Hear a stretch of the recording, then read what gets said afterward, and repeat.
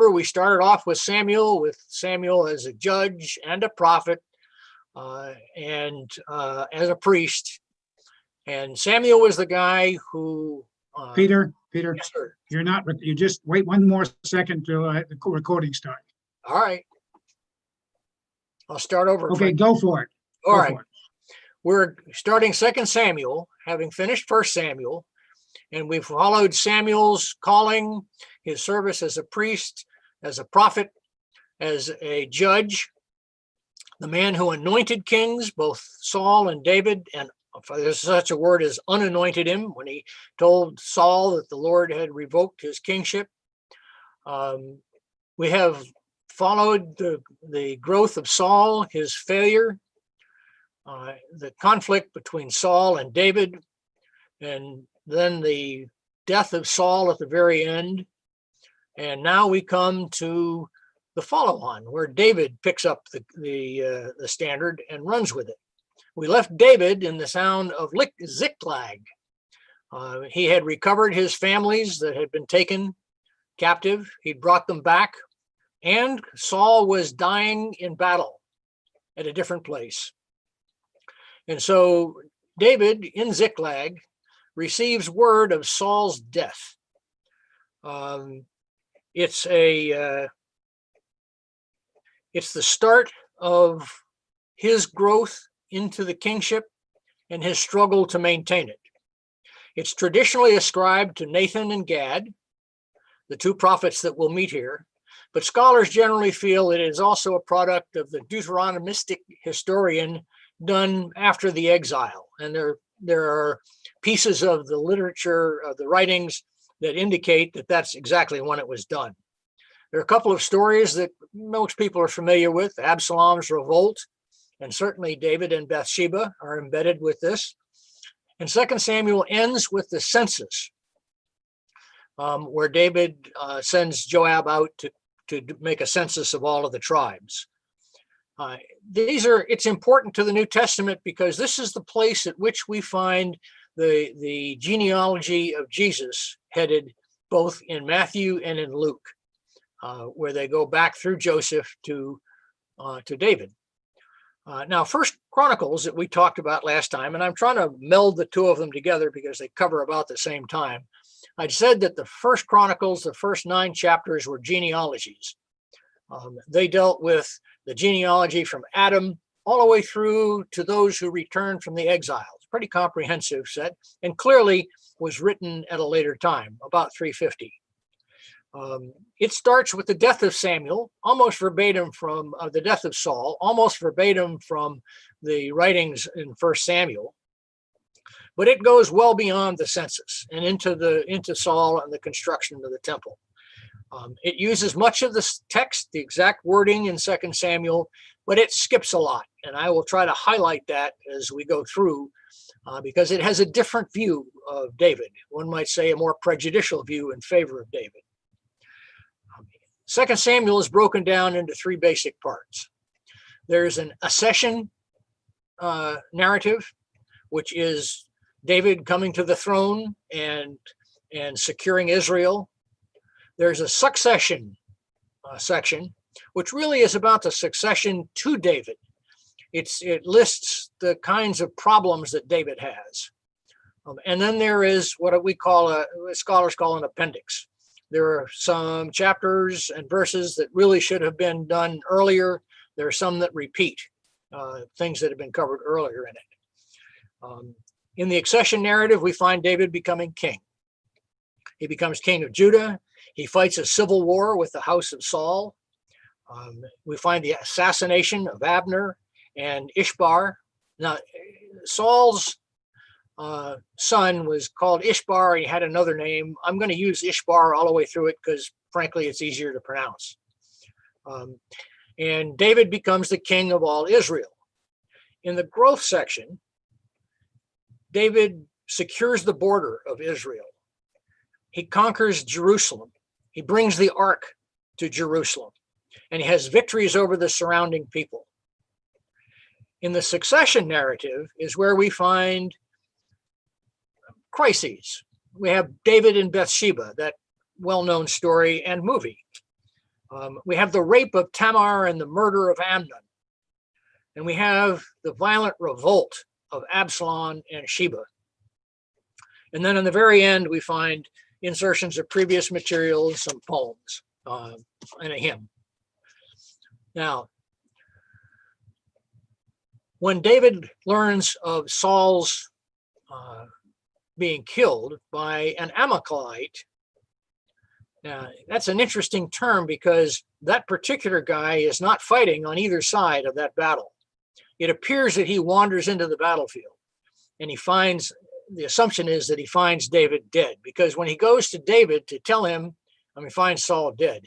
He goes to David to tell him that Saul has been killed. He says that he killed him. He says David was sorely wounded and asked him, and the Amalekite killed him. Well, when you bring the news that you have killed the king, you expect problems, and David has him killed. And so we find that David is in Ziklag and well isolated from the death of Saul. So no one can accuse him of assuming the throne through the death of Saul, because he was safe and Saul was somewhere else. David has a big mourning for Saul. Of course he does. Saul's the king. He's promised the Lord that he'll obey the king. Samuel has told him to obey the king. And so he has a long elegy. And that again endears himself to the people. Now, the next section, David goes to Hebron. Remember, Hebron was captured by Caleb. It's down in the south area in Judah. He goes to Hebron and he is elected king of Judah. Now, there's another vision of this, that David goes with the 600 people that were his task force that he fought with. And so perhaps what David really did is assume control of Hebron and then get elected king. Here's where First Chronicles veers away. From David's assumption of the kingship of Judah on, all the way up until we get to the ark, Second Chronicles ignores everything that happens here. Second Chronicles has David crowned king of all Israel in Hebron, all of it. And so we're going to see how there's a lot left out of the steps between that and where we get to in 2 Samuel. Well, when David is proclaimed king of Judah, Abner, who is Saul's cousin and the head of Saul's army, proclaims Ishbaal, who is the son of Saul, king of Israel.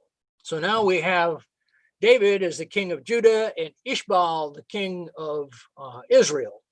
Now, they pretty much clearly think that Judah belongs to Israel. It's a tribe of Israel. And so we're going to see some problems here. One of the assumptions is that Ishbaal is a child, because Abner sets him up as king and Abner acts as the man behind the crown, which would imply someone who is younger or not yet ready to be king in and of his own. Abner and Joab is David's commander, fight. Now, why would they fight? Clearly because Israel thinks Judah belongs in Israel. And so they meet, but they meet with a pond between them, or a lake. And they decide to have this out the way of individual combat with a little twist. They each pick 12 warriors and send the 12 warriors between the two of them to fight. And the 12 warriors wound each other. Now, either they kill each other or they wound each other, but they can't continue. So then the two armies clash. And Joab beats Abner, or at least puts the army to rout, and they run, and Abner runs. Now, chasing Abner is Joab's younger brother, also a nephew of David. And he tries to catch Abner. Abner twice stops and says, "Don't come. Let's not do this. Back away." And then the third time, Abner kills Joab's younger brother. Bad blood now between Joab and Abner. Abner goes back and sleeps with Saul's concubines. That's a sign of assuming the kingship. And he and Ishbaal now are at odds. They argue about this. And Abner goes and makes an overture to David. Now, whether he does this because he's angry with Ishbaal or he has learned that David is the anointed king and should be the right king of Israel is undetermined. What is determined is that he goes and he makes a covenant with David to bring the Benjamites to David's side. David agrees, but he says, "You've got to convince Ishbaal to send me Micah." Now, if you remember, Micah was given to David as a wife by Saul. He's the daughter of Saul, and he gave it to David for killing Goliath. And then he took her away from him, gave him to another man. David wants her back. With Micah, and still being married to Micah, he has a legitimate claim to the throne. So David gets Micah back and signs a pact with Abner. And so that looks like maybe the northern campaign is over, because Abner brings the armies to David's side. Two of the raiding party commanders for Ishbaal kill him and cut off his head and bring his head to David. Now, David also reacts like you would. You've killed a king. He kills both of the messengers. I guess they thought they were going to get gold and celebration, but instead they got killed. But what we have now is the legitimate king that was established of the northern kingdoms of the house of Saul is gone. Abner is on the side of David. And so it looks like things are going to go on an even keel. But remember, Abner killed Joab's brother. And so Joab kills Abner. And we got a lot of killing in this thing, and it gets worse. And we haven't gotten to the rapes yet. Joab kills Abner. Clearly because he had been he had killed his brother. But also it clears another line of approach to Saul's kingdom. And so there's a lot of death involved in the sons of Saul as we go through this. David doesn't really do anything to Joab. Joab's his nephew. He does curse him and curses his entire line. And he praises and lauds Abner because he wants to keep the northern side, the northern 10 tribes of Israel on his side. So he praises him and lauds him. Now there's a piece here that comes at the end, and I'm going to talk about it at the end. But suffice it to say here that we found Ishbaal the son killed, Abner the cousin killed, and also the other 7 sons of Saul are also killed. And that is actually a separate story and is one of those appendix stories. But there's one son left, or the son of Jonathan left. If you remember, it's Mephibosheth, who was born to Jonathan and was crippled. And so David brings him sits at his own table so he can keep an eye on him. But remember, because he's crippled, he can't become king, banned from becoming the leader. So he's kept safe in David's household. And it shows he's complying with the covenant he made with Jonathan to look after his children. Now he captures Jerusalem. Now that's an important piece, and also it's in conflict with several other times that the Bible has said that Jerusalem was captured. It was captured by Caleb. It was captured later in Judges. But Jerusalem has stayed as a Jebusite city.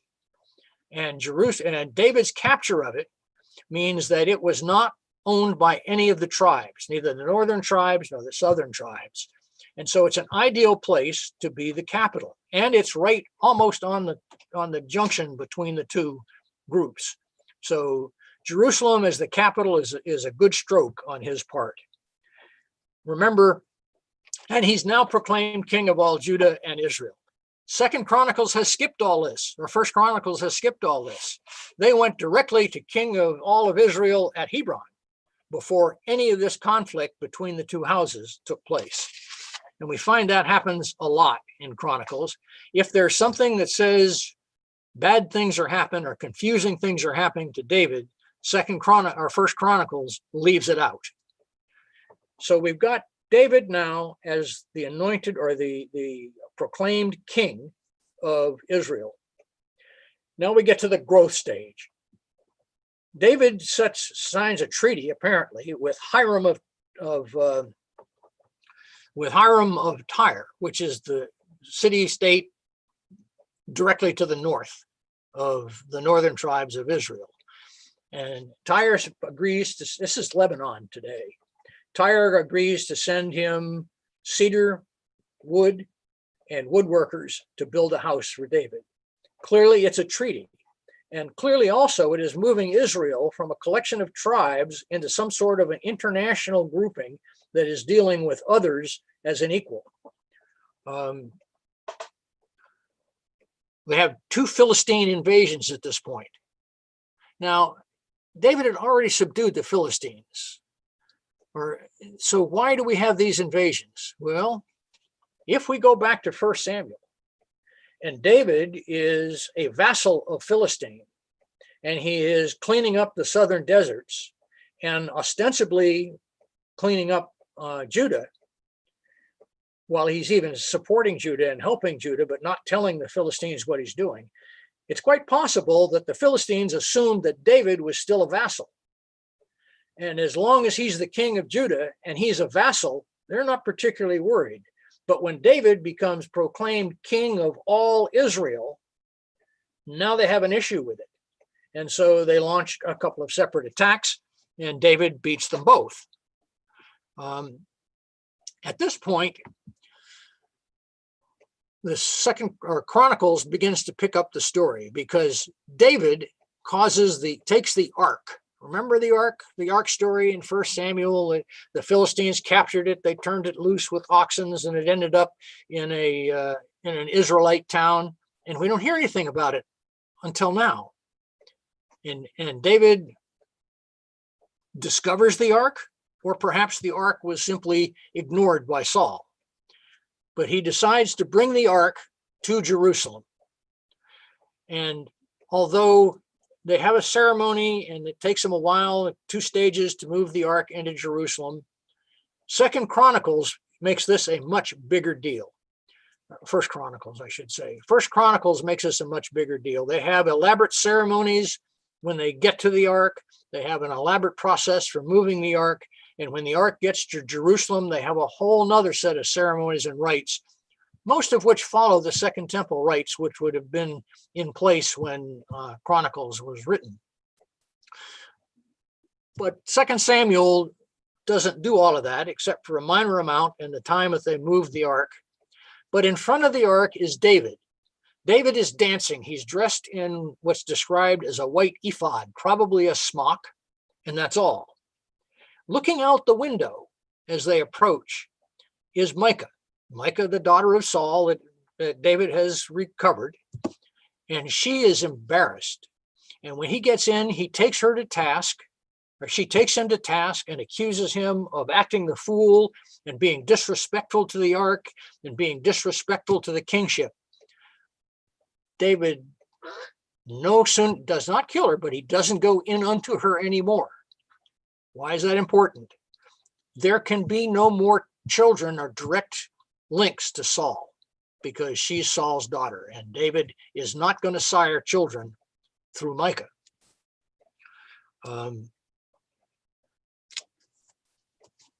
So he's got the ark, and First Chronicles has a great deal of discussion about the ark and about the ceremonies. And he decides he wants to build a temple. So he talks to Nathan. It's the first time we see Nathan. Nathan's a prophet. He's a prophet in the way that Samuel was a prophet, and Gad will be a prophet, in that he is speaking the Lord's word to the ruler. And so David says, I want to build a temple. And Nathan first says, good idea. We've got the ark. Let's build a temple. That's a good idea. But then the Lord says, wait a minute. I don't need a temple. I've been perfectly happy in a tent. It's mobile. It can go where it's needed. I can be brought into battle. Don't build me a temple. But you know, when Chronicles was written and when Second Samuel was written, there was a temple. And so we have a change in the middle of this where suddenly the Lord says, but I'm going to have your son build a temple, which is different from don't build a temple. Second Chronicles will go into much more detail on this, but our First Chronicles will go into much more detail of this. But he's not going to do that. The Lord says instead, I will build you a house. The Hebrew word for house is the same word that's used for a dynasty. So this is the first indication that the Lord is going to build a dynasty based on David. And in fact, he promises him that he is going to have an everlasting dynasty, and he's going to allow his son to build that temple. David goes into, we have another prayer, which he praises God and what should be done and what shouldn't be done. And now we have a list of David's victories. We have several of these lists. This is the first one we find. In the appendices, there's another list like it.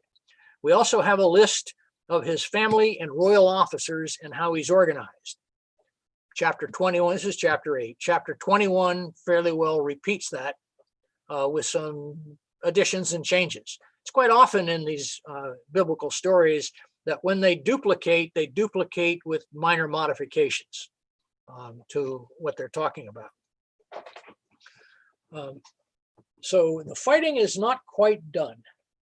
David is the king of all of Israel. He has brought the ark to Jerusalem, which symbolizes the unity of religion and kingdom. And he's been told not to build a temple, but that his son will build a temple, but he's going to have a blessed dynasty. Now, if you look at the second handout I gave you, and now these handouts I don't expect you to look at here on the screen. I send them to you, you can print them out and have them, but it's the color one that lists David's kingdom, and you can see Aram in the north and Ammon kind of in the middle in the Transjordan. So the Ammonites, right across the river, decide that they have a new king, and the new king wants to win glory, and they attack the Israelites, or they start to. David sends envoys, says, look, go, let's talk peace to these people. Let's not have war. And when the envoys get there, the king embarrasses them, shaves half their heads and half their beards, and, quote, cuts off their tunics, which means cuts it off above the waist. They don't wear underwear, so he sends them back in embarrassment, pantsless. Okay, as Karen just said, he depants the envoys. And so David says that's enough. He sends Joab to fight them. In the meantime, they've made a treaty with Aram, which is in the very north. Joab fights, because they come from two different angles. Joab fights a two-front battle and beats them both. And he starts to push Aram to the north. And here there's a break in the story, because at this point the text says, and David won a great battle. And David was crowned king of all Israel, which would be the second time, by the way. And this is a point where we will find the story of David and Bathsheba, because it fits right in the middle of this. And it ends, the tail end of this thing is right where it says David fought a great fight. So we skip from Joab chasing the Ammonites north and besieging their town to David and Bathsheba. This is not the movie. This is David in full sinning mode. It starts off by saying, in the spring, the time when kings go to war, we notice that David has not gone to war. David is at home in the palace. and he's on the roof sunning himself, and he looks down and he sees Bathsheba. Doesn't name her. It just says the wife of Uriah the Hittite. It sees her bathing on the roof of her house.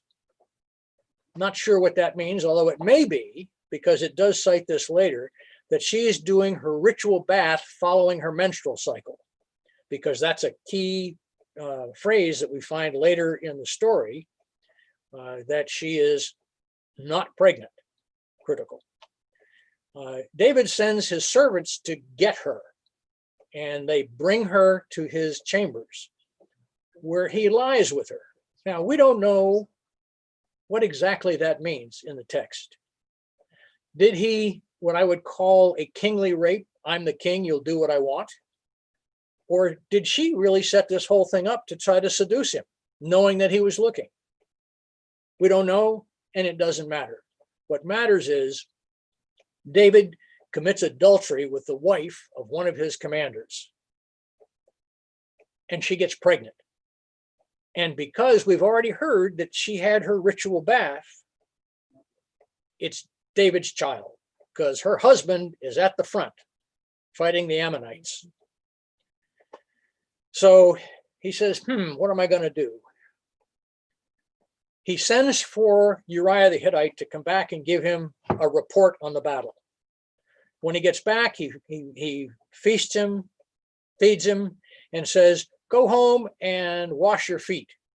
We've said that before, that is a Hebrew euphemism for sex. Go have sex with your wife. Clearly trying to cover up the paternity. Uriah says, no, I'm not. He doesn't say it. He just doesn't do it.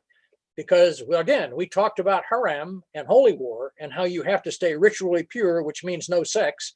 And besides, even with that, his men are fighting a fight and he doesn't feel right about going in and into the comforts of his own home. He sleeps on the doorstep. So the next day, David again fets him and again tells him, go to your wife. And again, he doesn't do it. So then David writes a note to Joab and says, take Uriah the Hittite and put him in the front and send him against the enemy that he may be killed. Now, Saul did this to David.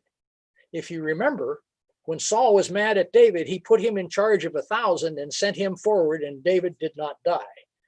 This time, Uriah the Hittite does die. And so he gets the word back that he has died. He marries Bethesda with the child. And now Nathan, remember Nathan from Bathsheba. I have my corrector sitting off to the side telling me when I've gotten the wrong word. This is, by the way, this is the first time that Bathsheba's name is actually mentioned, is when he marries her. Before that, she's considered the wife of Uriah the Hittite. Now she's Bathsheba. He marries her. Now, Nathan, and we remember Nathan from the whole issue, do I build a temple or not? Nathan comes forward with a parable. And he says, there once was a guy, a rich guy, and he wanted lamb for dinner. And he took the prize lamb of a poor man and killed it and ate it.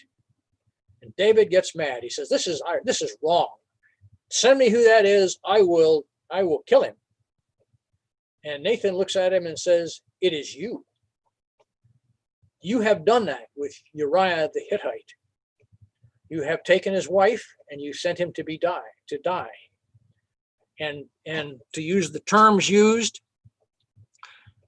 you have despised the word of the Lord and done evil in his sight. And he pronounces a prophecy, a judgment against David. He says, the sword will never depart from your house. Your house will be filled with trouble. Raise up trouble in your house. Men will take your wives, and the child will die.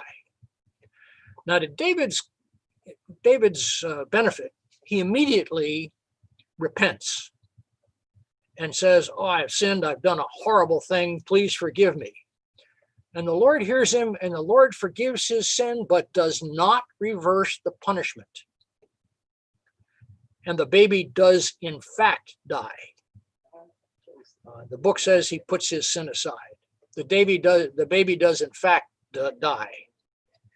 But he goes back to Bathsheba as his wife, and they have another child. And the name of this other child is Solomon. The nickname is Jedediah, which means beloved of the Lord. But his actual name is Solomon. Remember, this is a succession narrative, and we will see Solomon later when we get into First Kings. So this is not in First Chronicles at all. Nothing about Bathsheba, nothing about the Hittite, nothing about David having a prophecy against him. Just skips all that. It also skips the next piece, where the story tells us of Tamar. Tamar is the daughter of David, and two of his sons, Amnon, who is a half brother to Tamar, and Absalom, who is the brother of Tamar. And Amnon, it says loves. It's pretty clear it's lust by what happens. He lusts after Tamar. Tamar is in the house of the virgins, which essentially is the harem. And she's not approachable by men. But Amnon feigns that he's sick. He tries real hard. He says, I need someone to minister to me. Please send me Tamar to come in to me and tend to me and help me get well. And so they do. And when Tamar gets in there, Amnon says, let's have sex, or whatever the Hebrews said that at the time. And she very clearly lays out why that's not a right thing. It's a sin. It's shameful to her. It's shameful to him. And it's against the word of law of God. She says, such a thing is not done in Israel. Clearly, it's the rape, not the half-sister business, because we already have Abraham and his half-sister. That apparently is culturally acceptable. But the rape is not. But Amnon ignores her and rapes her. And then he refuses to marry her. Now, a response to rape acceptably is to marry the person you raped. But he refuses and he throws her out. Now, here's a woman who is no longer marriageable and is in deep shame and has been totally rejected by Amnon. And David won't do a thing about it. That's pretty shameful. But Amnon is his firstborn. He is the heir, and he really doesn't want to stir that pot. And so he just simply mourns the fact that it happened. Absalom does not. Absalom waits a while. He has a sheep shearing party. Sounds like fun, doesn't it? And he gets a whole lot of people. There's a lot of wine and food. And of course, Amnon comes. Absalom has him killed. Now, it's unique here that whereas we saw Joab killed Abner, he took his own action. Absalom has someone else do it. That says something about the character of Absalom. David hears that all his sons have been killed, and he is in mourning, and then he finds out it's just Amnon that's been killed. And Absalom flees, and he's gone for 3 years. And David is mourning both the death of Amnon and the absence of Absalom, who was his second son and is now the heir. And so David is mourning for both of them. Joab decides to take action. We heard Nathan's parable. Joab gets an older woman to come in with another parable for David and says, my 2 sons are brothers and one killed the other, and I love them both, and I want them to be near me, and please don't have the one who murdered the other killed. And David swears an oath that he won't. And then Joab is exposed as the author of this, and David understands that he, like with Nathan, that he is the guilty one here. or the one they're talking to, please don't have him murdered. And he says, all right, I will not kill Absalom. Absalom can come back to Jerusalem, but he may not come into my house. I won't see him. I won't have a thing to do with him. Absalom is not happy with that. He wants Joab to get him in to see his father. He wants to make some kind of a tie or an agreement with David. But Joab absolutely refuses. And so Absalom goes and burns Joab's field, destroys his crops. Again, this says something about Absalom. Absalom had people killed instead of doing it himself. Absalom burns crops in order to get Joab to do what he wants. And Joab does. He gets him in front of David, and David and he come to some sort of an agreement, and Absalom is now accepted into the house. But Absalom assumes the kingship already.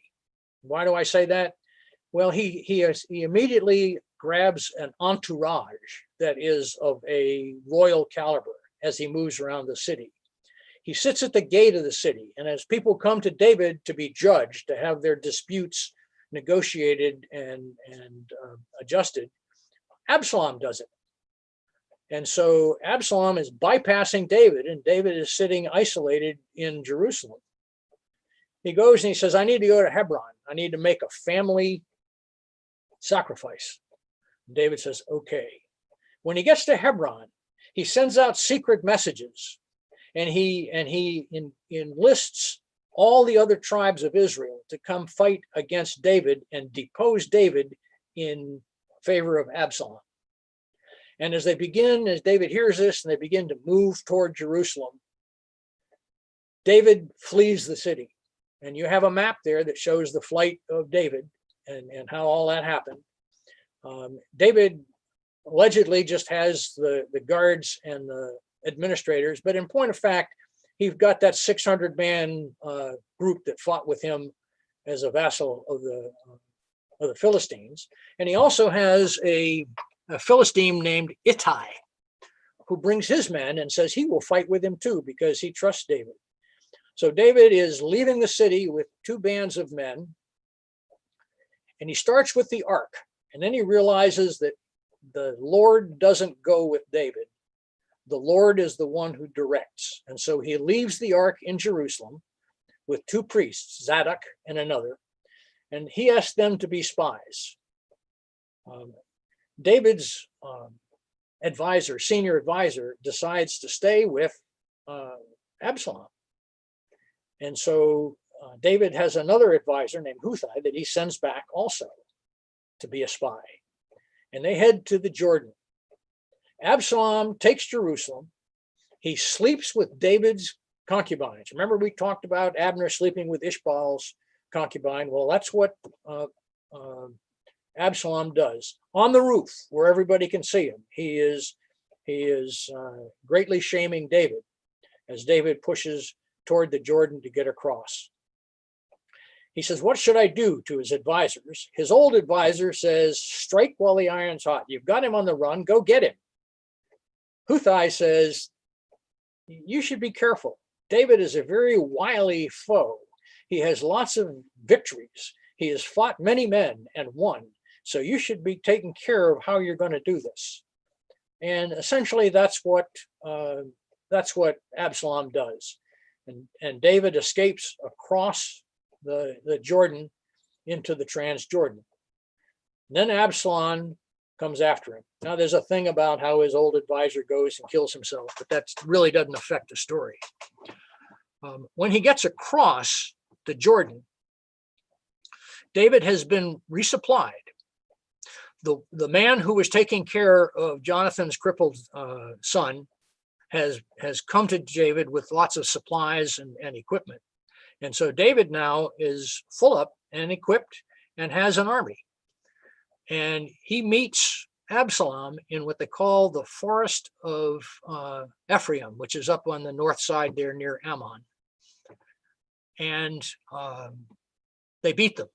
They put them to run. Absalom flees. David says to Joab, go get him. Don't kill him. Bring him back. When Absalom was first introduced, he was introduced with a great head of hair that was magnificent and everybody noticed. And the story goes that in the woods of Ephraim, his horse runs underneath a tree and his hair gets tangled in the tree and leaves him hanging from the tree by his hair. Now, theologically, this is a man who's suspended between being a son and being a king. Joab comes on him and he says, I'm going to kill him. His aide says, don't do it. David doesn't want it. He kills him. So Joab kills Absalom. And then he goes on. Joab kills Absalom. Joab's not foolish enough to go tell David this himself. He sends a Cushite or a Numidian, depends, to tell David, because David has a habit of killing the messenger. And David is irritated, but does not kill the messenger. And he talks to Joab, chastises Joab. Joab convinces him to address the soldiers as they go home, because now all the Israelite soldiers are fleeing to go back to their towns. The army is beaten. The house of Saul is no more. According to the story, there are still 7 sons, but we'll see those were actually killed earlier. And so he does fire Joab, says, you're done. But he doesn't demote him entirely. He takes a guy who named Amsa. Interesting piece. Amsa was Absalom's general. So he's beaten him, and he takes Amsa, Absalom's general, and he puts him in charge with Joab underneath him. And they head back into Israel itself. And now, there's no doubt, David is the king of all of Israel. But there's one loose end, a guy named Sheba. Sheba continues the rebellion. He's a small tribal leader, but small in size of force, not in size of stature. And Sheba flees in front of them. David sends Joab after him, even though Amsa's the head. Amsa meets him on the battlefield. Joab kills Amsa. He's a pretty impetuous guy and a pretty vicious guy. So he kills Amsa, contains Sheba in a town, says he's going to razz the town and kill everybody. And an old woman comes out and says, if I give you the head of the guy, will you leave us alone? He says, yep. So they throw the head over the wall and they go off and leave the village or the city as it was. So that's the last violent event in the story of the accession and the establishment of the Israelite empire under David, because now he is without a doubt, the head, the king of Israel. And we've already found the next king has been sired through Bathsheba, Solomon. We see that. Hasn't been declared yet, because there's a lot of story to go when we get into First King about how David ages and the palace intrigues over who's going to be next. And we get into the next violent section. Remember, Nathan said, your sword is going to follow your family all your life. Well, it does. And we'll see that when we get into Second Kings. But we finish with the story with David having suppressed Absalom's rebellion and back in Jerusalem as the king with the appendices, the 3 appendices. The first one explains how the other 7 sons were killed without David doing the killing. Allegedly, and there's no story about this at all in the Bible, there's a blood guilt on Saul on the part of the Gibeonites. It doesn't explain why. But David wants to atone with them and says, what can I do to make that well? And they say, give us the 7 sons of Saul. And so David does. He gives them the 7 sons. They impale the 7 sons and kill them. And so that really fits back when we were talking about Ishbaal being killed and the rest, because now that wipes out the line of Saul. And so we don't run into them anymore. The appendices then go through a recap of number of the battles against the Philistines, which we've already heard. It runs some lists of heroes and soldiers that we have seen in chapter 8.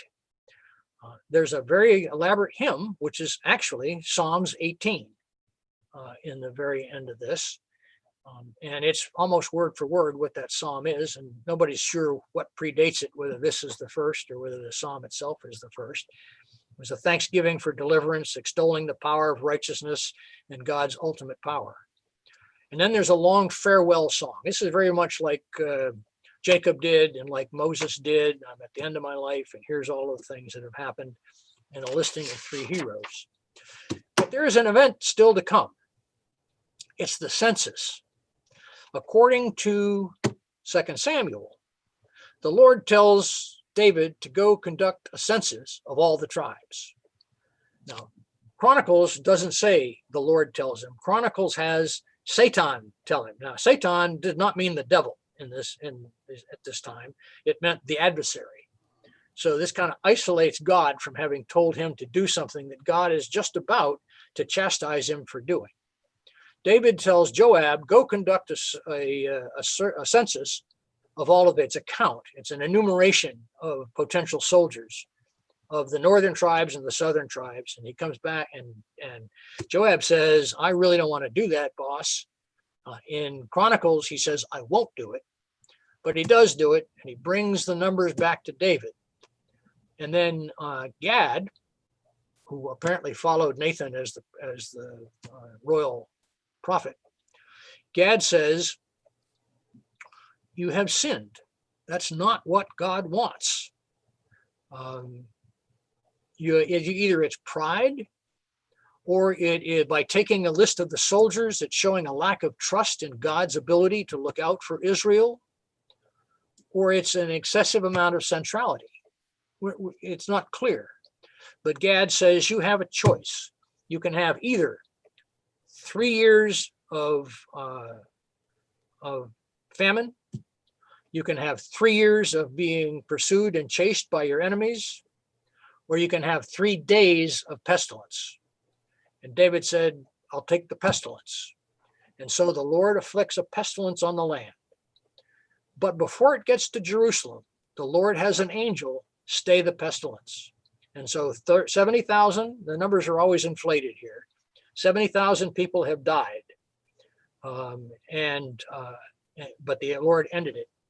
Then Gad says, what the Lord wants you to do is to build an altar on the threshing floor of a man named Araunah. First Chronicles adds an angel in the mix on this as well. But that is ultimately going to be the place where the temple is built. Now, here in 2 Samuel, the only thing we get with the temple is David's intent to do it and his arrangement with Hiram of Tyre, which may mean that the availability of lumber and woodworkers, but we don't have any plans. Chronicles will have David doing extensive planning and preparation work for the temple, but we'll get to that next week. So what have we done? We've had a long run here. We've talked about Samuel. We've talked about Saul and David and Saul's pursuit of David and David's refusal to kill him and all of the trials and tribulations. Oh, did I mention in the appendix? And I don't think I did.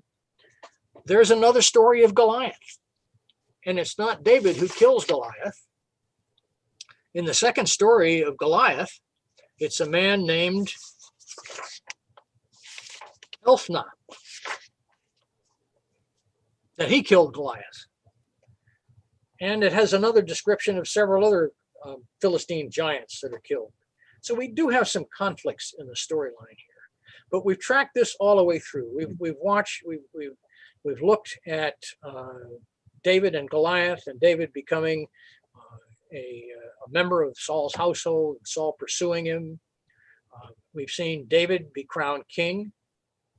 We've watched him fight against the house of Saul, and the sons of the house of Saul be killed, not through the hands of David, until we get to the unified kingdom, the unified monarchy under David at the very end here. It's been a mixed story. We've seen a very pro-David outlook. People who stand in his way tend to die or be killed.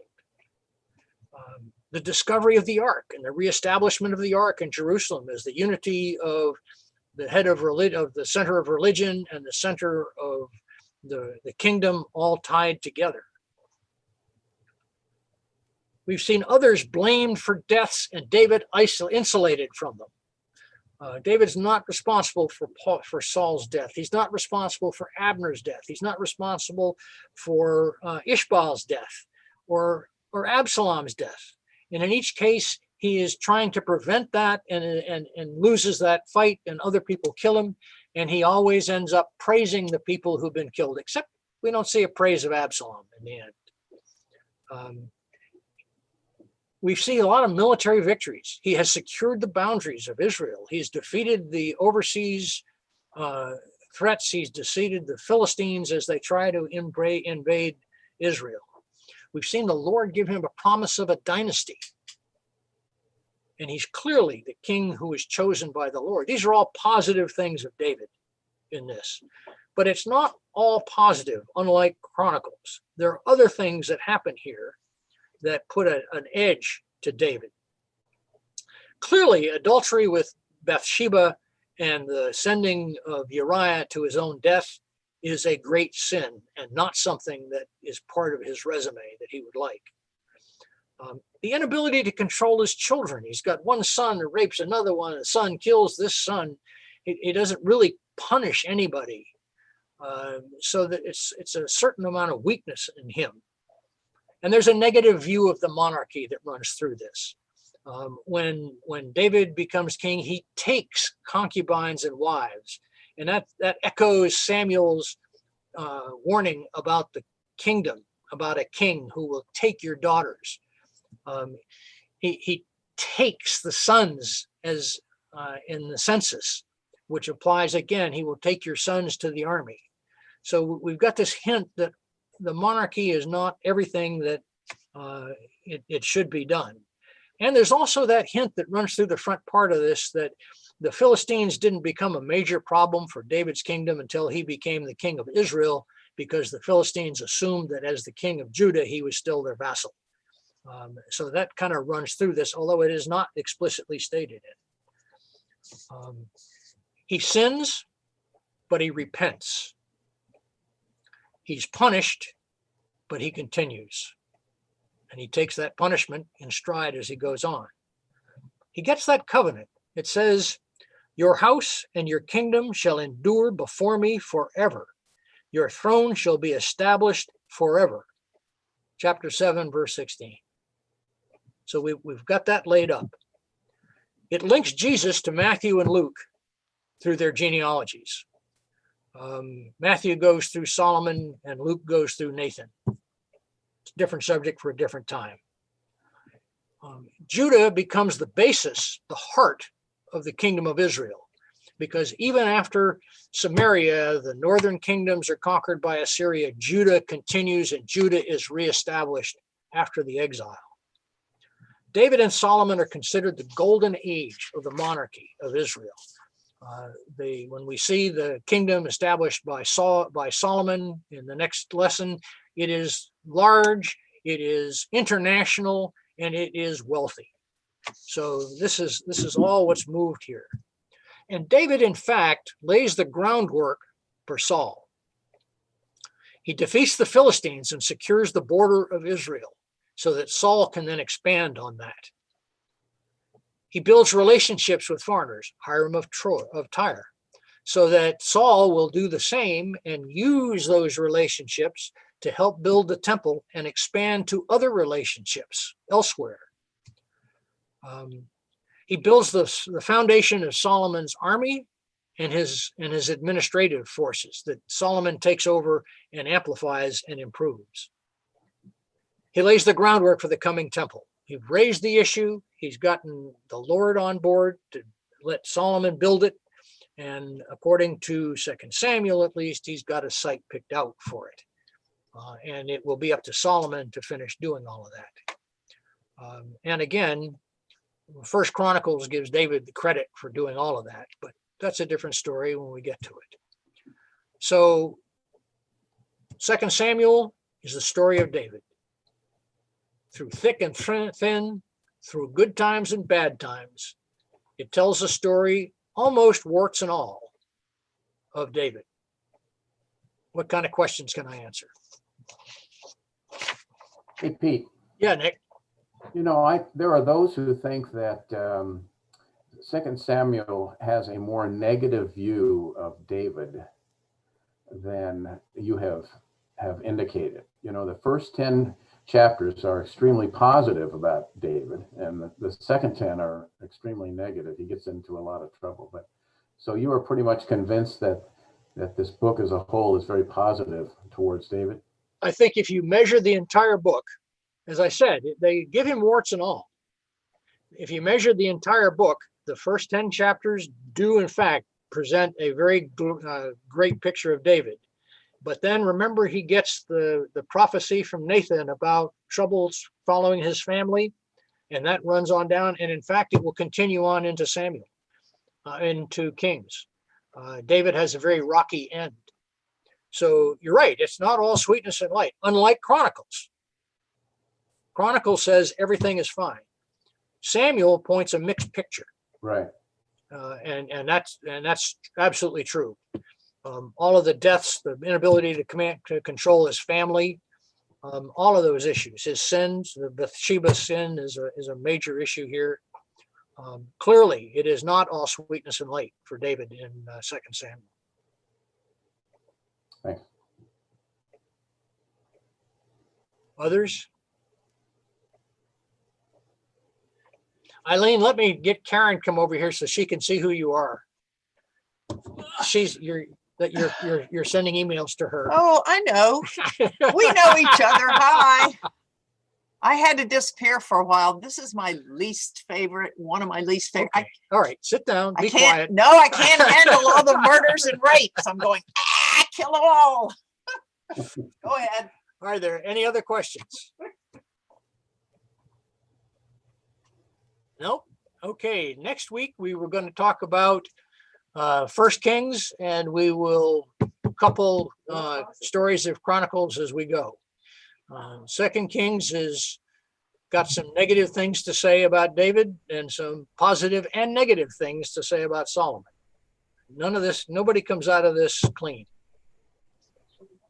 Quick question. You made some reference to appendices.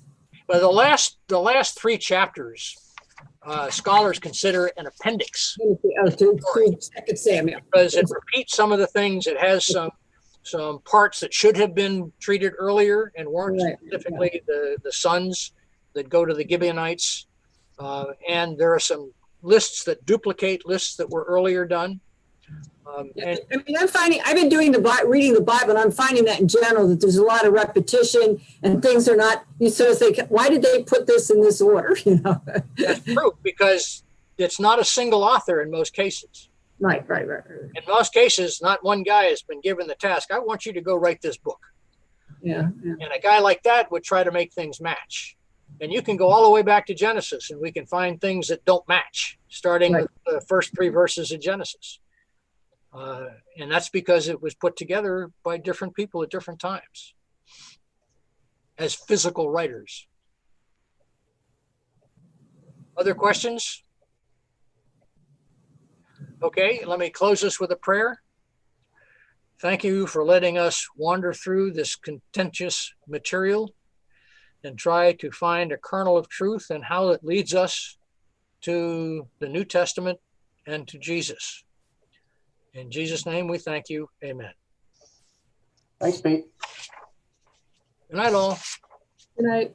Good night. Thanks, Pete. Thanks, Okay, Pete. better, Thanks Bob. very much, Pete. Thanks, Pete. Thank you now. You feeling better, Bob? Yeah.